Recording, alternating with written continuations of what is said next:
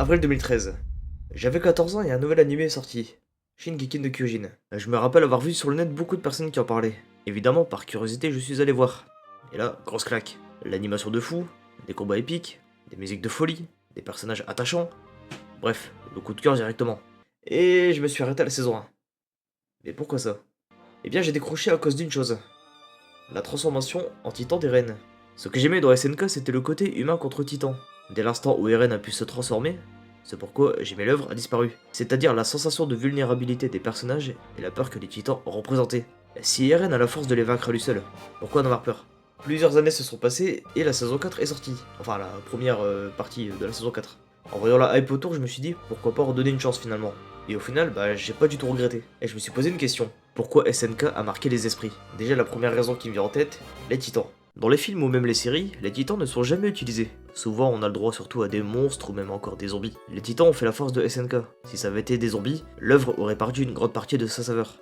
Tu rajoutes à ça des openings de fous furieux, des OST incroyables, l'animation, même si la saison 4 il y a des défauts, mais c'est pas le sujet, et aussi des personnages très bien écrits, sauf Mikasa.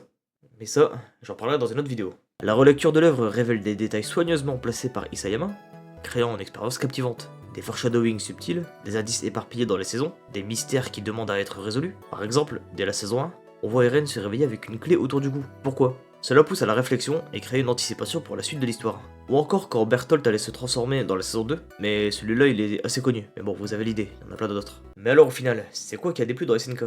Et pour parler de ça, on va surtout parler de la fin qui a pas mal divisé. Comme dit précédemment, j'ai repris SNK avec la saison 4. Après la fin de la première partie, j'ai décidé de lire comme beaucoup la fin en manga. J'ai pu donc lire la fin lorsqu'elle est sortie en version papier. Et quand je l'ai lu, j'avais pas vraiment aimé. Où je trouvais ça dommage dans le sens où Eren n'allait pas jusqu'au bout de ce qu'il avait fait. Et je trouvais que le voir pleurer après avoir exterminé 80% de la population, je trouvais pas ça cohérent et surtout ridicule. On rajoute à ça Mikasa qui embrasse Eren mort, il m'en fallait pas plus pour détester cette fin. Et jusqu'à la sortie des derniers épisodes en animé, j'avais cet avis, mais j'ai changé d'avis.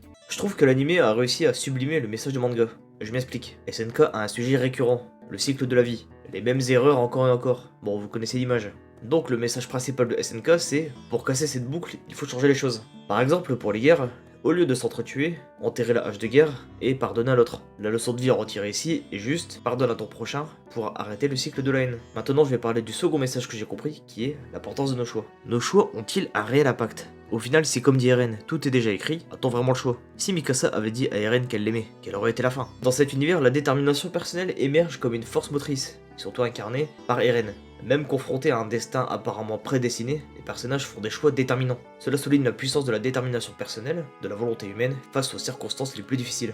Et dans ce monde où la volonté humaine semble parfois futile, cette série suggère que cette volonté peut influencer et modifier le cours des événements. À travers des dilemmes moraux, elle explore la force de la volonté individuelle dans la prise de décision. Chaque choix a des conséquences, et même dans un monde où le destin semble inévitable, elle nous rappelle la responsabilité qui accompagne la prise de décision. Les conséquences de chaque action deviennent une leçon puissante. Le thème philosophique du libre arbitre est au cœur de cette histoire, défiant l'idée que tout est prédestiné. Les personnages continuent à exercer leur libre arbitre, soulevant des questions complexes sur la nature humaine et la possibilité du choix. La série évite les réponses simples en explorant la complexité morale des choix. Dans un monde où le destin pèse lourd, elle présente des dilemmes complexes qui reflètent la réalité nuancée de la moralité.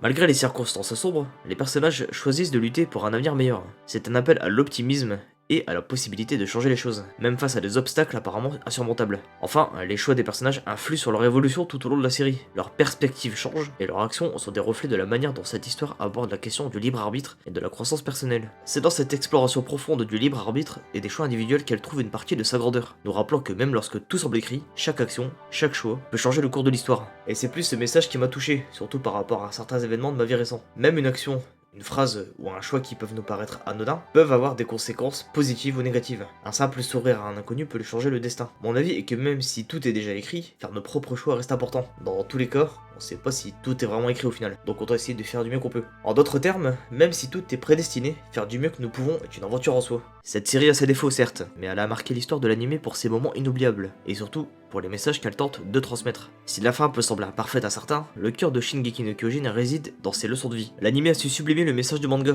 nous rappelant l'importance de briser les cycles de haine, de pardonner, et surtout de faire nos propres choix, même lorsque tout semble déjà écrit. Et c'est là que SNK trouve sa véritable grandeur. Même avec ses défauts, elle nous pousse à réfléchir sur nos propres vies, nos propres choix, et à aspirer à une meilleure compréhension du monde qui nous entoure. Si vous avez des expériences similaires ou des avis différents, partagez-les dans les commentaires. Et souvenez-vous, parfois, le message le plus important réside dans les imperfections elles-mêmes.